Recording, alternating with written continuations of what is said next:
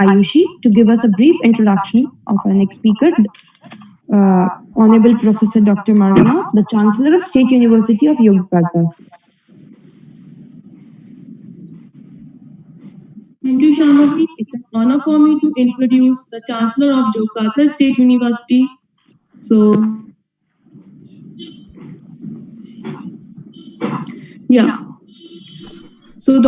Professor Dr. Margana is a senior lecturer of English Education Department of Faculty of Languages and Arts of Yogyakarta State University, Indonesia.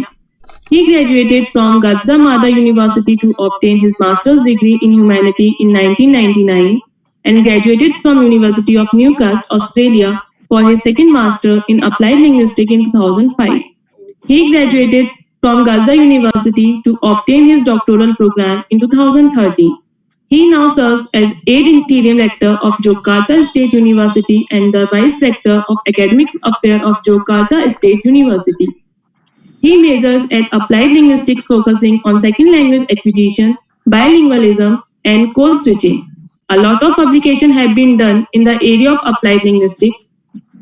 Added to this, he is active in participating in the international conference in many countries such as India, Australia, China, Hong Kong, Malaysia, Singapore, Thailand, Taiwan, Russia, Finland, Laos, and others.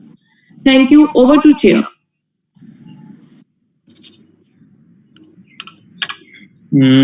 Thank you, Shambhavi. Let me give a small interaction with Professor Margana.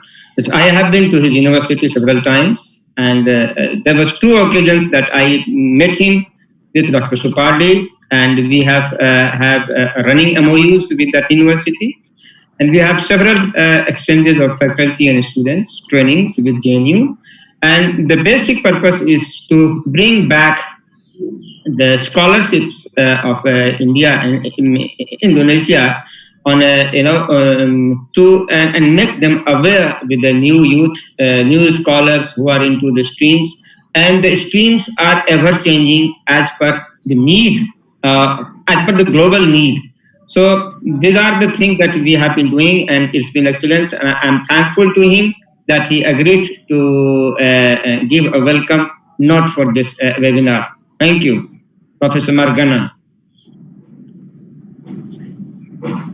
Thank you. The Honorable Professor Pakawati Prakash Sama, Vice Chancellor, Gautam Buddha University, Kuala India. The Honorable Sri Kashmiri Lal, National Organizing Secretary, Swadeshi, Jagaran Manch. The Honorable Sri Satish Kumar, RWS Prakrak, Swadeshi Economics, Dear Dr. Gautam Kumar, Jawaharlal Nehru University, New Delhi, as coordinator of webinar conference. Dear plenary speakers, Bapak Dr. Supardi MBD and Roma Dwi Arya Yuliantri, MBD from Yogyakarta State University. Dear Dean of Faculty of Social Science of Yogyakarta State University, Head of Departments, Coordinators of Study Programs, lecturers, distinguished presenters, participants, ladies and gentlemen, good evening. First of all, let us thank God the Almighty for granting all means and opportunities together here to attend this very fruitful and tremendous occasions of the international webinar on Swadeshi under the issue of Swadeshi and the current scenario of globalization, hosted by Bahasa Indonesia Division, Center for Chinese and Southeast Asian Studies of Jawaharlal Nehru University in collaboration with Yogyakarta State University in 2020 through a virtual mode because of the pandemic COVID-19. It is greatly honored and pleased for me as the interim rector of Yogyakarta State University to warmly welcome all of you in this conference. On behalf of Yogyakarta State University, we deeply appreciate the joint conference between Jawaharlal Nehru University in collaboration with Yogyakarta State University as the implementations of the Memorandum of Understanding. As it will end in a few months onward, I do hope that we could extend the MOU as the legality of our mutual relationships on the grounds that a collaboration across institutions is badly needed in the globalization era under the Industrial Revolution 4.0 and New Society 5.0, which give an emphasis on achieving the betterments of human lives. Added to this, it is evident that we come to the education revolution that consists of 5 types of orientation or paradigms of education practices, namely pedagogy, andragogy, hedagogy, pedagogy, and cybergogy, which drive students to be creative and resilient learners.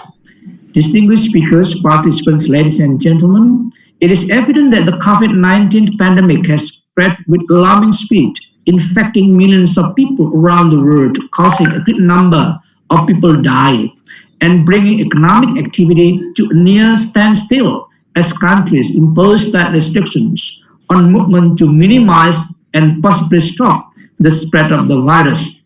It also happens in India and Indonesia.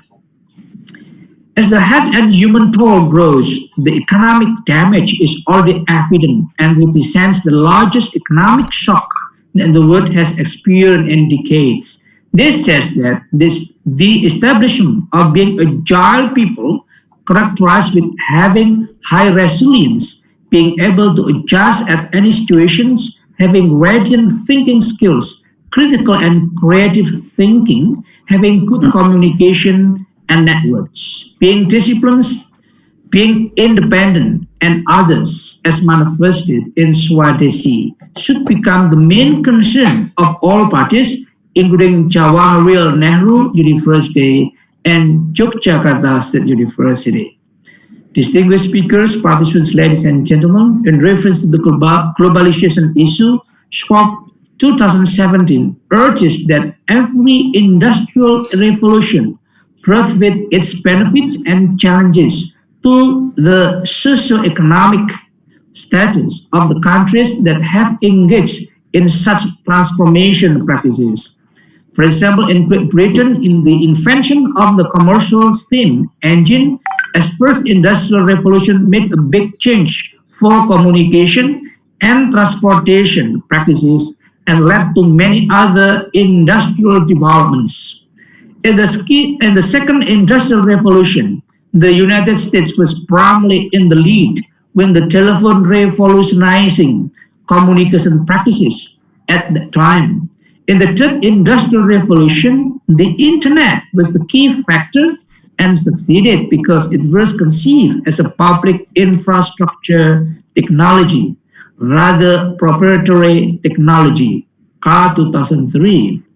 The internet has transformed the world economic landscape, and this transformation is expected to continue with the Internet of Things, or IoT, called as the Industrial Revolution 4.0. Rifkin in 2014 confirms this trend in his concept of zero marginal cost, which emphasizes connectivity in his anticipation of a collaborative economy that will replace the capital system in its current form with the IoT, Internet of Things, as the main driver. Those industrial revolutions, of course, have resulted in social, cultural, economic growth, humanities, and education in the countries, including India and Indonesia, that managed to reap most of its positive impacts. However, the wealth distribution within the developed countries who led the Industrial Revolution was not equitable, certainly not at the global level, where inequality has become one of the key challenges, along with the climate change and other social and human sustainability issues. With regard to this, discussion of the issue of Swadeshi and the current scenario of globalization is very, very important today. Distinguished speakers, participants, ladies and gentlemen, in this opportunity to make it collaboration between India and Indonesia, I would like to share screen about my university.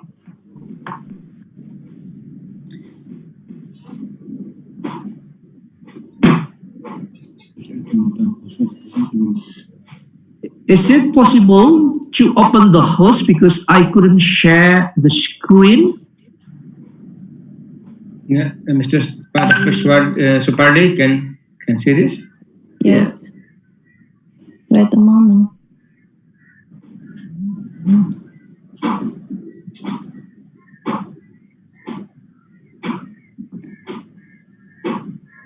It's okay. It's ready. Okay.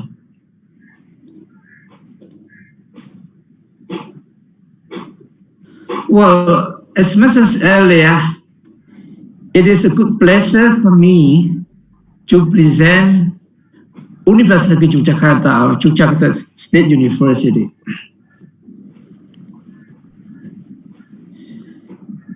As you can see, Indonesia is a big country. It's close to Australia, Asia, North Pacific Ocean. Indonesia's basic facts and figures as presented below. Indonesia consists of 17,508 islands, about 6,000 islands inhabited. Indonesia is the seventh world largest country with 1,919,440 square kilometers area. I think it is this. If we compare to India is larger than Indonesia. The fourth most populous country, about 268,583,503 million population. 300 distinct native ethnic groups with 742 different languages and dialects. That is Indonesia. It consists of a great number of languages and dialects. Next. This is Indonesia, and Yogyakarta belongs to one of the Java. So it's not far from Kalimantan actually. It's about 1 hour traveling by airplane. If I'm mistaken, when you travel from India to Indonesia, it's about six hours. About 6 hours, 7 hours. Right. Yeah. This is Yogyakarta as one of the educational city in Indonesia. It is a multicultural city and educational city, as mentioned earlier. There are a good number of people coming from different regions come to Jakarta. I would like to present Yogyakarta. As mentioned earlier, Yogyakarta is well known as center of classical Japanese fine arts and culture, city of education, and the second tourist center. And the following is the descriptions of the pictures of the students' activity in Yogyakarta State University. Yogyakarta State University is formerly Institute for Teacher Training and Education Studies. In 1964, it is a part of Gajah Mada University. Since 1999, it received vital mandate to have non-teacher training programs. This is the vision of my university, become a competitive, creative, and innovative education university, and 2025 with party, autonomy, and intellectuality as the foundational values. And there are some missions that I have for the university. The following presents the achievement of Yogyakarta State University rankings. Yeah. As you can see in the slide, Yogyakarta State University in 2020 ranked 12. About 4,000 of 4,500 universities in Indonesia. That is the achievement in 2020. Yeah. Added to this, we have a great number of achievement in terms of webometric, green metric, and other ranking QS Asia 2017, for example. So the following refers to the achievement that we have in Yogyakarta State University in terms of the rankings.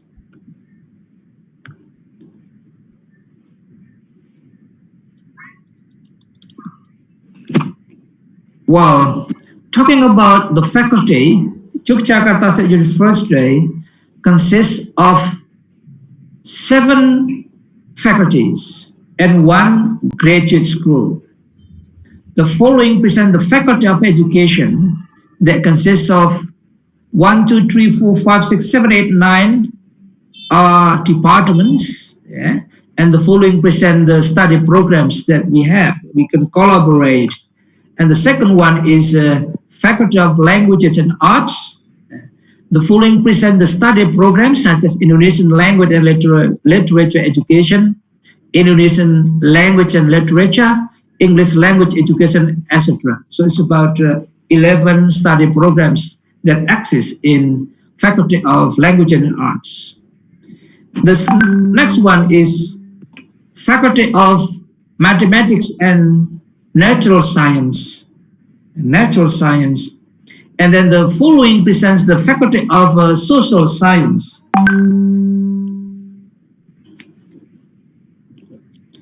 Such as Civic and Legal Education, Geography Education, History Education, Sociology, Social Sciences Education, Public Administration, and Communication. The departments, then we have a study programs such as civic education, history science, sociology education, social sciences, public administrations, and commerces. If you can see from Faculty of Social Sciences, the study programs can be divided into 2. The first is education program and non-education program. It also happens in other faculties. The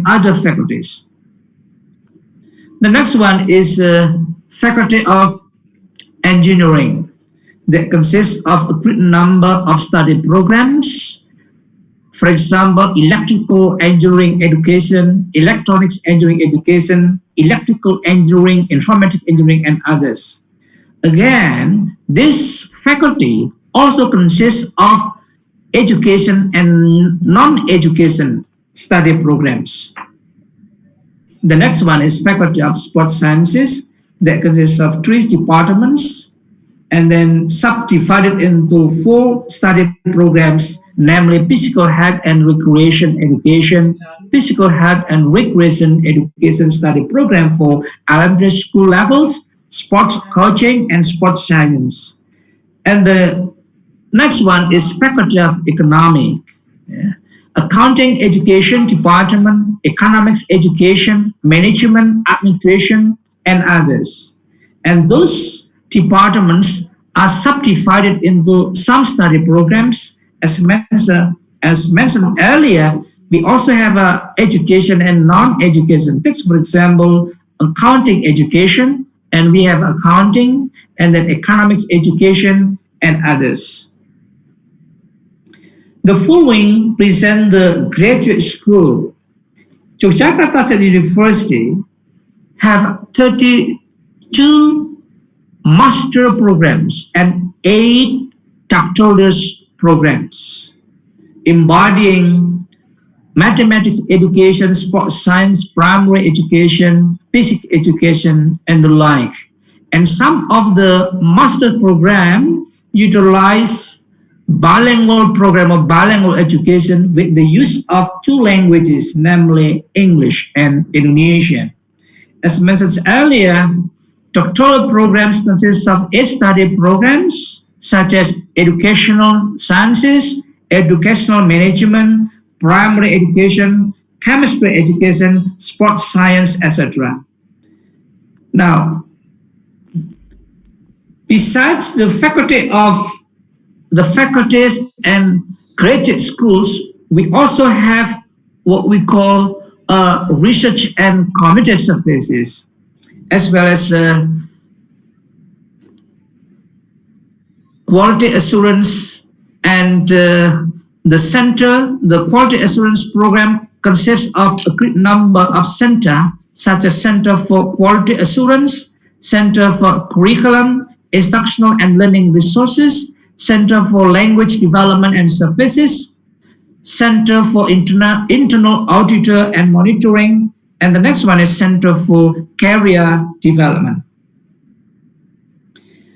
Well, let me present the possible international cooperation across my university and other universities in India, such as research collaboration that can be conducted, joint conference, curriculum development, joint publication or journal review, doctoral studies for academic staff. So I would like to send some lecturers from Yogyakarta State University to the universities in India, joint supervision, staff mobility, outbound and inbound visiting professors, student mobility or student exchange, such as credit earning, credit transfer, summer or short courses, joint or double degree. So there are a great number of cooperation that we can conduct between my university and your university. The following present the partnerships that Yogyakarta State University has. Southeast Asia, Asia consists of 49, all of the total of the partnerships such as Timor-Leste, Vietnam, Bangladesh, India as one of the network, partnerships, and then Japan, South Korea, Taiwan, and the like. So those present some universities of the partnerships between Yogyakarta State University and other universities. As mentioned earlier, Jawaharlal Nehru University, VIT University, those universities come from India, are keen on responding to the partnerships or collaboration. And the following presents some network or partnerships such as Finland, France, Germany, and then others. Sorry. Scholarship for international students. We offer some scholarships to international students coming from different countries, including India. The scholarship is offered for maximum of 60 months period of study for bachelor degree and 24 months period of study for master's degree and 48 months period of study for doctor degree, include of Indonesian language course and preparatory program. The scholarship provides tuition and international student fee waiver. So those who are agreed to get scholarship, they are free to have tuition fee. Added to this, they also have what we call international students fees waiver.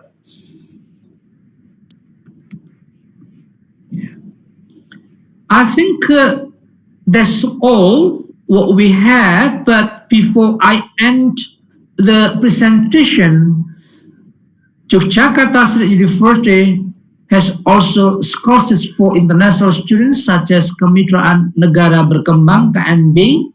It is under the management of the Indonesian government. Dharma Siswa, Republic of Indonesia Scholarship Program, Indonesian Language, Arts and Culture course for non-degree, as mentioned earlier.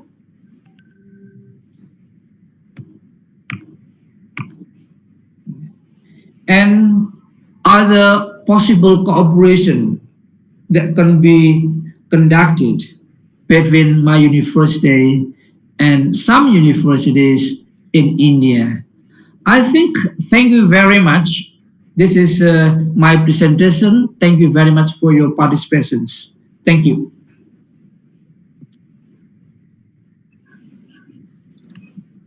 Thank you, Sambhavi. You can start, Sambhavi. Yes, sir. Thank you so much, sir. It was quite an informative session for us. Next, I would like to call upon Abhinav to introduce the house to our first keynote speaker, Shri Kashmiri Lalji.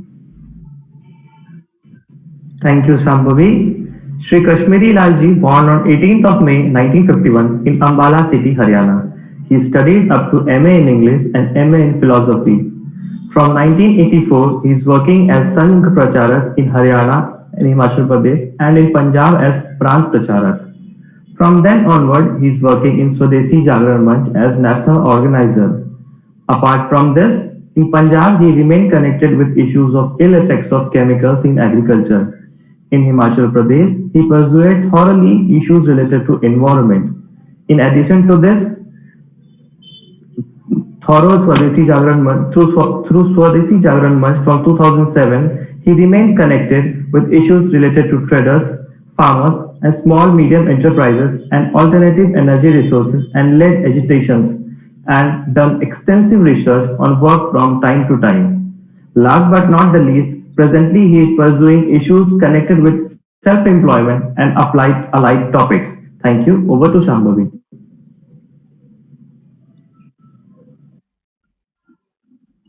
Thank you so much, Abhinav.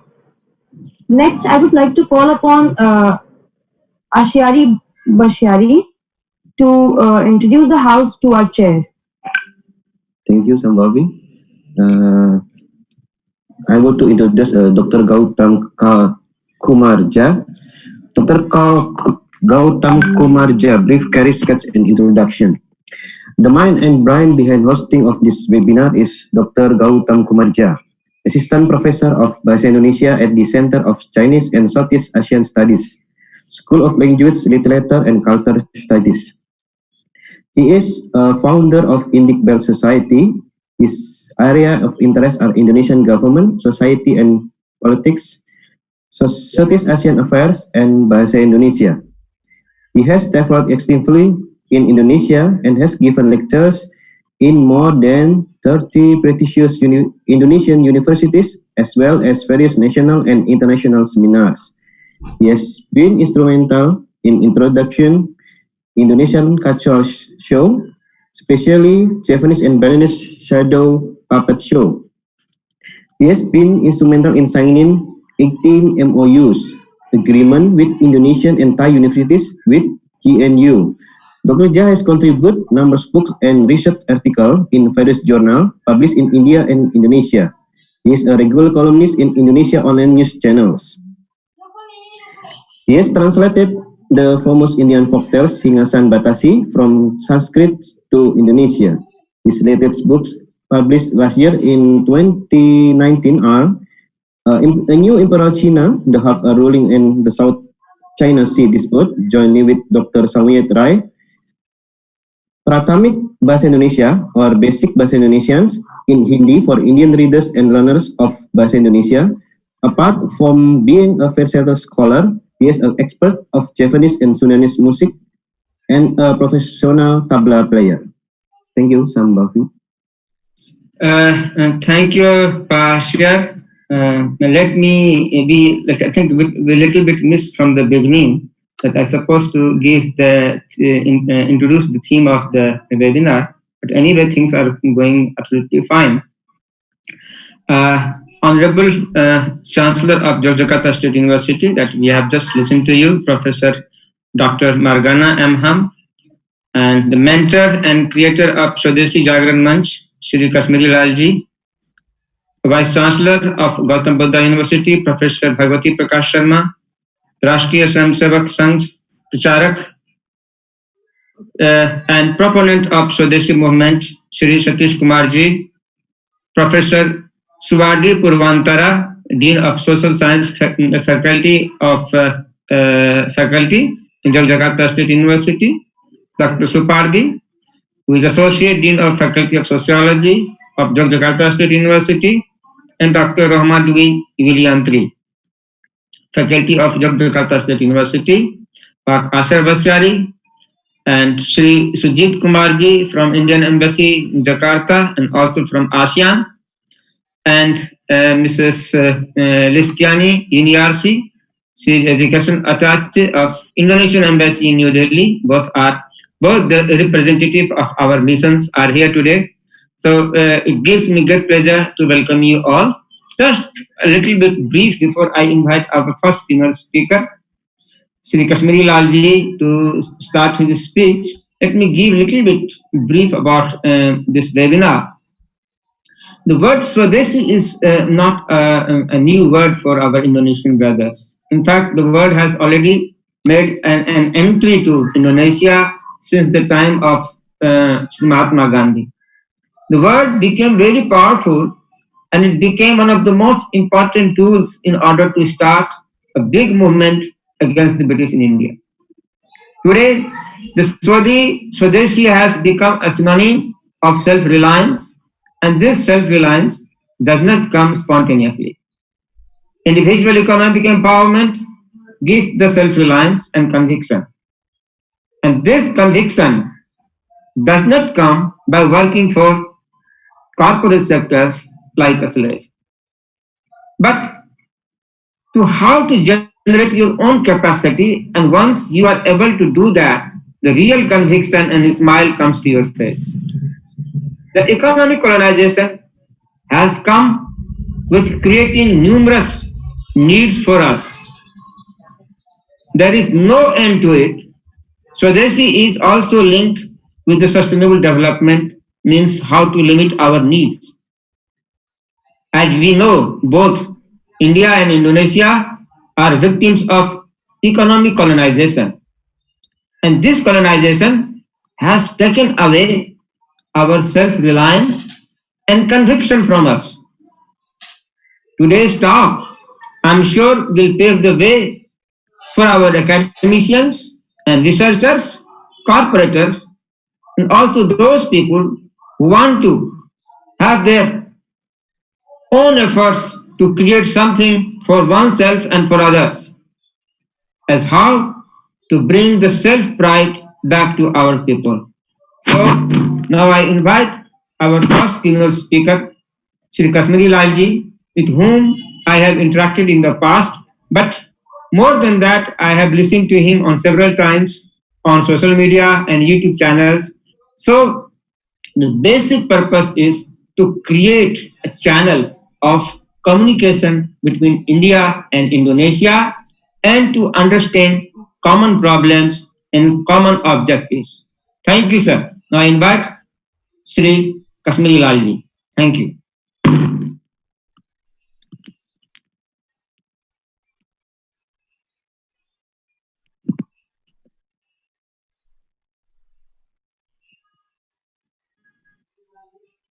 Sri Kashmiri Lalji, I hope he's there.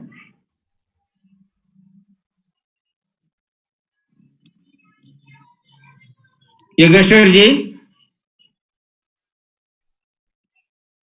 if I'm audible? Ji Okay, great, Yogeshwarji. मुझे लगा there is a big थोड़ा gap हो गया कहीं. नहीं ठीक है. Oh, great.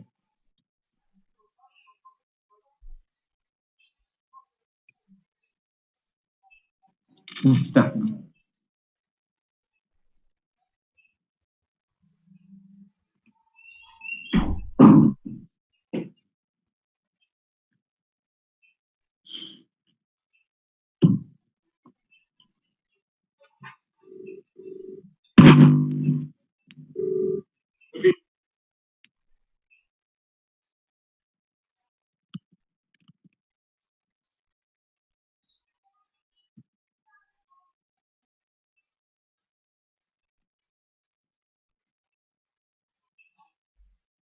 Shri Kashmiri Lal ji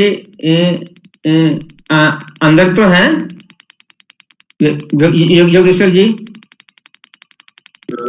जी भाई साहब, वो क्या है, वो उधर से जुड़े हैं लेकिन आप तक नहीं उनका वो हो रहा है, कनेक्शन नहीं हो पा रहा है. नहीं है, कनेक्टेड भी है कश्मीरी लाल जी, मैं अभी और उनको कहता हूँ. अच्छा. नहीं तो ये कुछ व्यवधान है तो हम लोग दूसरे कीनोट स्पीकर से शुरू कर सकते हैं। जी mohon maaf ada sedikit masalah koneksi.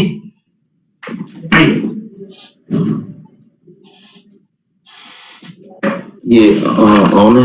हाँ ये स्पीकर ऑन कर दे। On Yes, come. हाँ सर को नमस्कार। नमस्कार जी। Are you listening me? Yes. We are listening. Yes. I am taking the help of Dr. Bhagwati ji, and I will also give him some minutes of mine, because he will be able to do it very well. I am very much thankful to all of you, and without wasting any time on other things, I am very thankful to Professor Margana, Dr. Suprati, Dr. Roma, Dr. Bhagwati Prakash ji, Satish ji, and especially I am very thankful to Professor Gautam for becoming a bridge between India as well as Indonesia. I have seen so many programs of Indo-Canadian, Indo-Pak, Musharra, etc. But when I speak the word Indonesia, I am reminiscent of Indo and as well as Asia combined in Indonesia. So it is not only a program of India, JNU, as well as that University of Jakarta. It is a program of whole of the Asia. So you know something, I think, about Swadeshi, and you are pronouncing very well the word Swadeshi as well as the economic scenario in the world. First of all, I will tell you that we are for Swadeshi, we are for indigenous things, but we are not against contact with whole of the world. The theme of Swadeshi is Vasudhaiva Kutumbakam. The whole world is our family. So we are against this globalization in the garb of that is hegemonization. And it is another form of colonization. That is why we are against this concept of globalization. So in the very beginning, I will say that whenever I am reminded of Indonesia, so I am very thankful to Indonesian people because they have not mixed their culture with religion. And the Garudas, and other things which we have been listening time and again are reminiscent of a very rich culture which is above caste, color and creed. Second thing I would like to tell you is that Dattopant Thengri ji started this Swadeshi Jagan Manch in 1991. But that does not mean that this concept of Swadeshi was not there in India. It was there in India before that also. More than a century ago, 3 rishis of India started this vigorous campaign of Swadeshi when Britishers divided Bengal, and they took it to such height that it has become iconic for whole of the world, that with the help of Swadeshi, how the country can be built, how the people can be connected, how the general masses can be take the help of this Swadeshi as a form of struggle against imperialism. And that was a very successful uh, way of conquering our ideology. Second thing is that this LPG model, which was started in the name of globalization or WTO in 1991, is not actually globalization, its true form. Because they call it liberalization, but it is actually recolonization. They call it globalization, but actually it is hegemonization. They call it privatization, but it is a PPP model, or you may call promise, postpone and perish. Or you, in other words, you may call it the loot of public property by privates or the corporates. So we are against this kind of loot of poor nations by rich nations. That is why Swadeshi Jagran Manch was started. And secondly, there is a shift from globalization to global also. And that is very dangerous. We should also keep in mind that these big nations, these rich corporates are uttering time and again the talk about what is called there is global warming, etc. But actually they are the beginner, they are the prompter, they are the wholly responsible for all this. Swadeshi also is a principle referring the neighborhood to the remote. And this also means that we are also not against the endless consumption or consumerism. We are against it. We think that need-based life is essential if we are to keep in mind all the people of the world, the poor fellow of the world. Then only essential things should be used and unlimited consumption should not be thought as an end in itself. We also rely on family, community and society as a socio-economic delivery system. It does not substitute these traditional institutions by state and the market. So it is very, very important point we should keep in mind while talking about this Swadeshi concept. Or Swadeshi also indicates the earlier definition, that is practical human needs, frugality, saving, thrift, etc. And it is a later day distortion of definition of economics as multiplications of wants and effort to satisfy them, powered only and only by greed.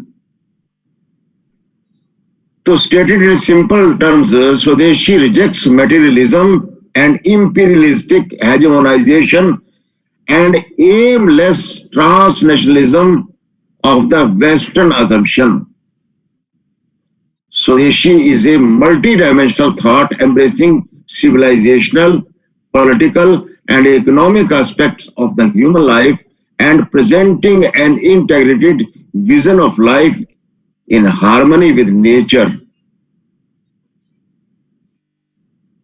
And I think serious thinkers all over the world will agree with this concept of Swadeshi, which has been envisioned, which has been laid down by Dattopan Thengdi, and I am very happy to tell you that Thengdi ji remained in Indonesia for a few weeks in his world tour, and he has also written very, very important things about Indonesian culture, etc. And he used to speak about these in his lectures also. So that is why, keeping this concept of Swadeshi in mind, we have started our working, and we are working at the grassroots levels. We are working as well on there is a planning how to affect the planning of the country in the favor of the last man of the nation. And we are at every step. We are not against growth, but that growth should not hamper environment, sustainable growth, and all these things which are important for long life, for livelihood of everybody, for the sustainability of the whole world also. Three things should be kept in mind while talking about Swadeshi. Swadeshi is not about India only, it is about every nation also. And Thengdi ji used to tell that it is as important for USA also, because most of the people there are suffering because of this globalizational concept, and it is not suitable for America also. Now, after the lessons of 2008 meltdown of USA, after this coronavirus, people are again thinking not only because of choice but out of compulsion also, that deglobalization, decoupling the economy from these multinational companies are also very important. We have come to the conclusion that because of this Chinese overproduction, as well as Chinese dumping of everything in our country has suffered a lot. Everybody knows that in 2013, our trade deficit of our country came up to $190 billion. Then we started a big campaign against Chinese goods, which were hampering our employment, which were hampering and destroying our culture as well as environment, as well as our economy. Let me give one example of our one city which is 100 kilometers away from Delhi. The name of the city is Panipat. It is a cluster of so many textile industries, and I made there 30 years ago also, but about 1 lakh people were coming from suburbs for the sake of employment there. But with the advent of mink blanket from China, which was cheaper, the quality-wise low, but looking superior and very lightweight, all this blanket industry was destroyed. People were only trading, and 1 lakh people lost their employment. Then our people started a campaign, not only amongst the common public that they should purchase Indian blankets, but also amongst the industrialists that it is not good for them to import so much thing. Now the world should visit Indonesian should whenever people are coming to India, they should also visit Panipat and see 99% of mink blanket, soft blanket is not coming now from China. It is prepared there, and machines also 75% are India made, and the repair of the machine is very easy. So it is not a dream that India can become self-sufficient, self-reliant. It is a practical things which can be seen at clusters like Panipat. We have lost 3 battles in Panipat previously, but with this war against China, Panipat has won the war, and it has become a pilgrimage for Swadeshi. But this is not the only example. So many stations are there. So I will request the country, which is a country of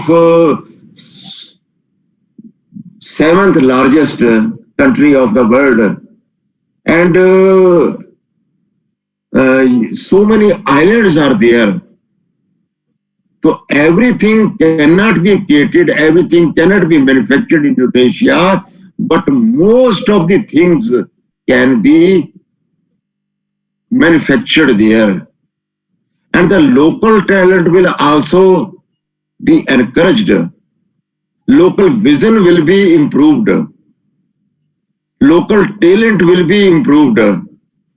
And if in true sense, our Indonesia has to become sovereign state, then it is essential that they should also adopt this concept of Swadeshi, which was started by Dattubban Thengriji and which is important for Indonesia also. And I am again very thankful.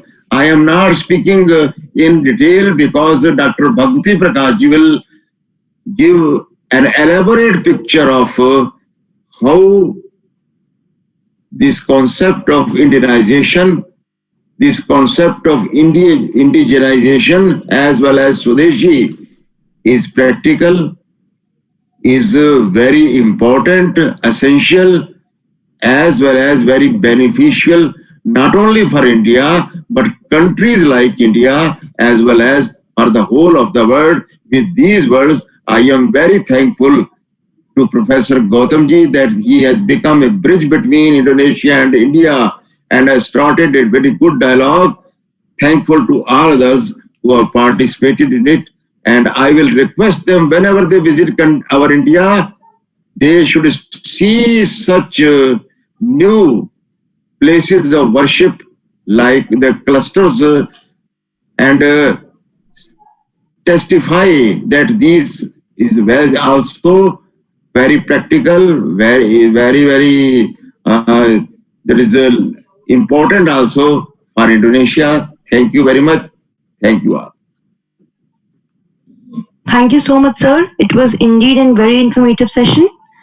Next, I would like to call upon Dr. Arnav to introduce the house to our next keynote speaker, Professor Bhagwati Prakash Sharma ji, who is the Vice Chancellor of Gautam Buddha University. Thank you, Shambhavi. I'll take this forward. Now, allow me to introduce and take this opportunity to introduce to all of you Professor Bhagwati Prakash Sharma. Professor Sharma is the Vice Chancellor of Gautam Buddha University, and with a 39 years experience in teaching, his name is second to none. Professor Sharma has often lent his expertise by participating in 3 biannual ministerial conferences of the World Trade Organization in Cancun in Mexico, Hong Kong, and in Nairobi, Kenya. His knowledge is acclaimed, and even parliamentary standing committees have sought out his advice on 2 occasions. He has related such as Mahaman Mohan Malviya Award in 2016, his contribution in the field of management, in addition to others. He has also been invited for lectures abroad in Dubai, Sharjah, Abu Dhabi, and in Bahrain, where he presented the keynote address in International Yoga Day in 2016. Being a prolific scholar and mentor to many, Professor Sharma has over 250 research papers to his 14 books authored, 31 popular monographs, and also has organized 32 workshops and seminars. He has also edited books and is the editor-in-chief of the Business Review International. Professor Sharma, is indeed an honor to welcome you and to allow you to grace our webinar with your knowledge and great ideas. I thank you for this. Over to Dr. Gautam Jha. Thank you, sir. Thank you, Dr. Arnav. And this is my team, that all research scholars and newly awarded doctors are there. So we are getting trained also. So let me just give you one line of my interaction and my experience with Professor Bhagwati Prakash Sharma. I have not met him ever, but I have had an opportunity to listen to him on YouTube and several social media channels. And I have listened to him again and again about Swadeshi, though he is expert in so many fields. But to bring him, to invite him on this platform, that the basic purpose is to convey our Indonesian friends and brothers that there are certain objectives and problems that we are facing, and how to inculcate, the crux of Swadeshi among our youth, and how, and with this tool, as Sri Lalji has just said, that I can become a bridge between India and Indonesia. So how Swadeshi movement can bring both this country at one platform. Now I request and invite Professor Bhagwati Prasad to start his speech. Thank you, sir. Thanks a lot, Honorable Gautam Kumarji, esteemed galaxy of academic and social activist luminaries present in the webinar today from India and Indonesia, which have a common heritage going back even beyond the 2000 years. Actually, Swadeshi means economic patriotism. That is, whatever goods are consumed by the people of a polity, society, and economy should have maximum value addition of domestic people to enhance employment, inclusive growth, and income for the people. I would be using two buzzwords which I would be explaining during the course of my deliberations. One is economic patriotism and another is techno-nationalism. These are the two buzzwords which every country should imbibe, and I think only those countries are thriving today which have a strong sense of economic patriotism. Just let us start. About a century ago, whole of the world was Swadeshi, every country was Swadeshi. Most of the goods which were being consumed by the people of a society, economy, or polity were domestically produced by the people of that nation. So it was made by Indonesia, it was made by India, it was made by Kenya. Even many of the countries were under colonial rules. Some goods were coming from European masters, but by and large, most of the goods that were being consumed were domestically produced. And therefore, in the year 1835, the difference between the countries having highest per capita income and countries having lowest per capita income was of 1:3.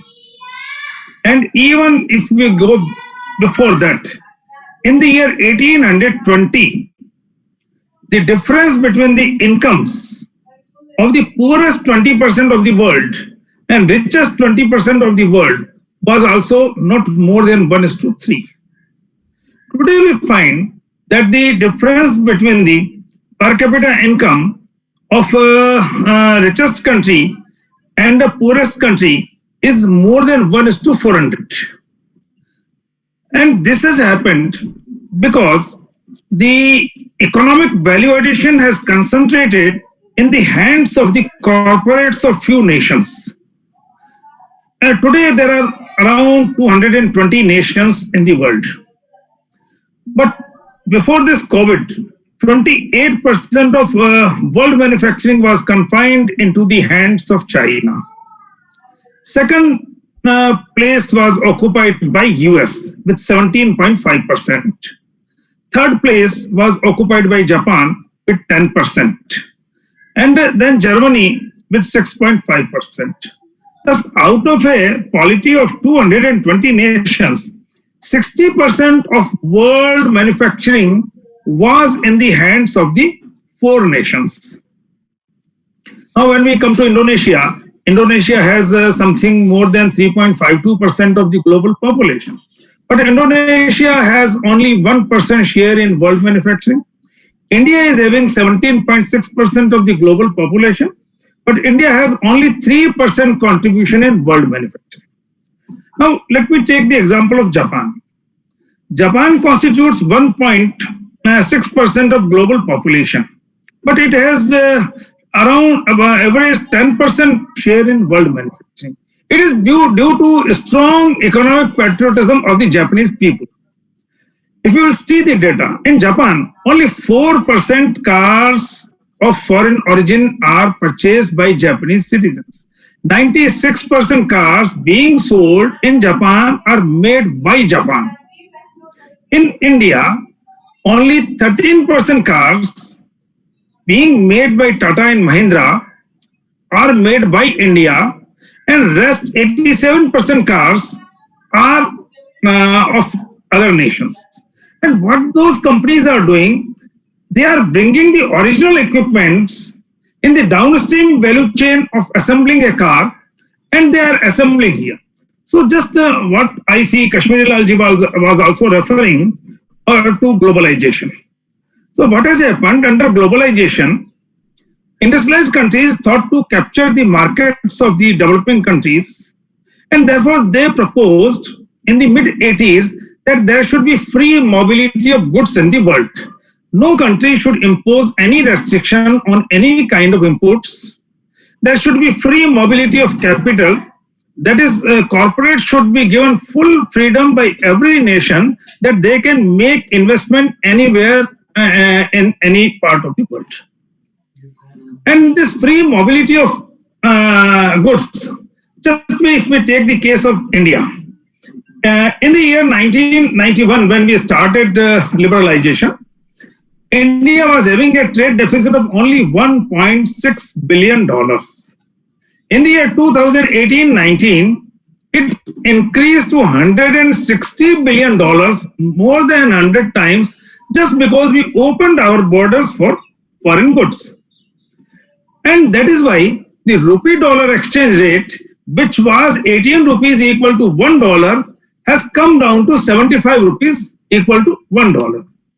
Had the exchange rate been the same, we had to pay only 18 rupees for every import of $1 worth of goods. Today, India has to pay almost 75 rupees, and that is all this inflation in last 30 years is a result of this depreciation. Similarly, when we come to the Indonesian rupiah, I think in 1969, the Indonesian rupiah was 100 rupiah equal to $1. Today, I think it is somewhere around 14 to 15,000 rupiah equal to $1. Yeah.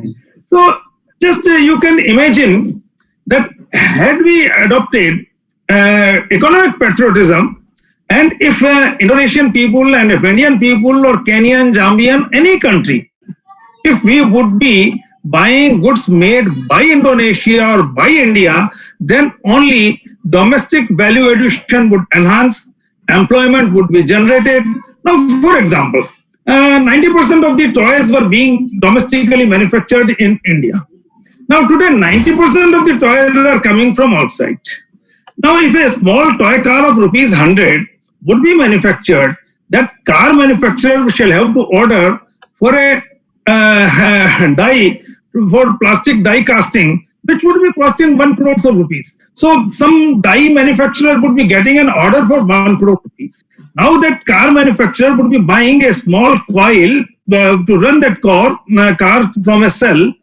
So there would be in the downstream value chain coil manufacturer would thrive. He will make coils for that car assembly company domestically. Then that wire enameling company would be requiring, coil manufacturer would be requiring enameled wire. So there would be in the downstream, a new company would emerge that would be doing wire enameling. Then wire enameling company would be buying a copper wire, and that is why a copper drawing machine would be established. And when the copper drawing machine owner would be buying copper ingot. So actually in downstream value chain, 100 times employment and income is generated for the people who are employed in the original equipment manufacturing of the downstream value chain. That is number one. Now coming to another doctrine of economic globalization, that is free mobility of capital. Now what has happened? In last 30 years, the means of production of more than 100 developing countries or emerging market economy have been taken over by large transnational corporations of 6 or 7 major economies. And therefore, say for example, earlier all refrigerators, all TV sets, everything that was being manufactured and sold in India was made by India. Now today, almost 70 to 80% of these products, white goods, they are of foreign brands, foreign multinationals. And therefore, they are simply assembling. Just I'll quote an example. The largest selling refrigerator in India was Kelvinator. So its mini compressor was also being manufactured here. Its piston and cylinders were also being manufactured here. Its valve was, so downstream value, complete downstream value chain was here. When it was taken over by the Whirlpool, now Whirlpool people, they bring all their parts from their own subsidiaries operating in different countries, and they just do assembling. So the country has got reduced into a country of assembly lines. And since India is having too much FDI, outbound direct investment from India is less, and therefore in addition to a trade deficit which we had up to 2018-19, which was around $160 billion, we are having an investment income deficit of $40 billion. Now, the outbound direct investment in case of India is just 50% of inbound FDI. But in case of Indonesia, Indonesia is having almost $251 billion of FDI made inside Indonesia. And Indonesia is having only outbound direct investment of somewhere $20 to $22 billion. So inbound FDI is 10 times. So profit or dividend that is being repatriated by the Indonesian companies from abroad is just less than 1/10 of the profits that are being repatriated by the foreign multinationals. And that is why Indonesia is having huge trade surplus, but it gets converted into DOP crisis unless Indonesia invites more and more FDI and more FII investment. So actually this investment income deficit in case of Indonesia has been hampering its balance of payment in case of India also. And that is why every government in last 3 decades had to open up ever newer sectors for FDI so that the country can, which for example, as I have said that India is having a trade deficit of somewhere around $160 billion. When we started reforms in 1991, so trade deficit started increasing. So with higher trade deficit, about 30% of the trade deficit was being bridged by services exports. Another 30 to 40% was being bridged by private transfers, that is the Indians who were working abroad and they are sending, they're repatriating their income, so that is private transfers. And about 20 to 30% of the trade deficit remained unbridged. And therefore, for last 30 years, every year or every 2 to 3 years, the government was compelled to open up ever newer sectors for FDI. And therefore, today, industry, commerce, trade is largely owned by foreign multinationals. So now question that arises, whether it is in case of Indonesia or India or any emerging market economy, who would own the industry, commerce and trade, that is the means of production of that country, whether people of that country or large transnational corporations. Now, if we see the composition of the world GDP in a different manner, more than 50% of the GDP of the world is coming from Fortune 200 companies or Fortune 2000 companies or World 2000 companies. That is the largest corporates, largest 2000 corporates are contributing more than 50% of world GDP. And out of these largest companies of 2000 Fortune 2000 companies, 575 are American, 309 are Chinese, 223 are Japanese. I think Indonesia has only 6 to 7 companies in the 2000 companies, top 2000 companies of the world. And India has somewhere around 50 companies. So when the turnovers or GDP is coming from the corporates, and when these corporates are having their headquarters, say for example, in case of US, 2/3 of the American government's revenue of taxes is coming from the income being repatriated by American companies which have been operating in different countries outside America. And therefore, for them, they want that the industry, commerce, and trade should be owned by their company. In globalization, as Kashmiri Lalji was also talking of neo-colonialism, that is, for example, working age population is there in developing countries, whether in India or in Indonesia or in other African nations. So what the OECD nations want, they want that all manufacturing and other value addition activities, whether these are software development or the other services, they should be located in the third world countries or developing countries. But the ownership of the corporate should be with the first world. So they decide. Today, actually, in the world, trade has vanished. Price negotiated trade has been replaced by branch transfers of large transnational corporations. For example, ABS Volvo. It is a Swedish company. Swedish population is somewhere less than 1 crore. It is somewhere 80 to 90 lakh people. Now, I think you have 27 crore people, and Sweden has less than 1 crore population. But the buses for the whole world are being made by them, ABS Volvo, Scania, etc. So what do? They have their subsidiaries and they make various components, and wherever they run an assembly line, whether in India or Indonesia, they just bring components from their own companies, their subsidiaries. So there is no price negotiation. All the parts, whether piston, cylinder, gate, seat, whatever is coming from whichever country. So for example, BMW manufactures its horns for the whole world in India. So wherever they would be running an assembly line, they would be taking horns from me. Now, when we are talking of environmental pollution, what is the necessity of indulging into such global division of labor?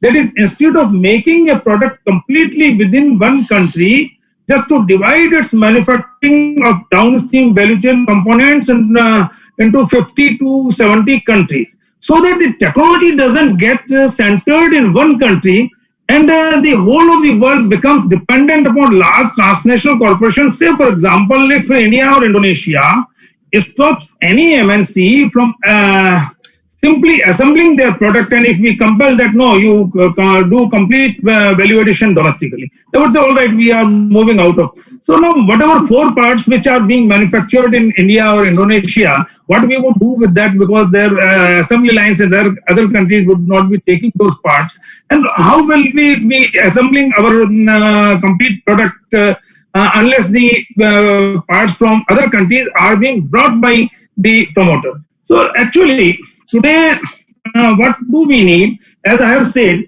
we need to be economically patriotic.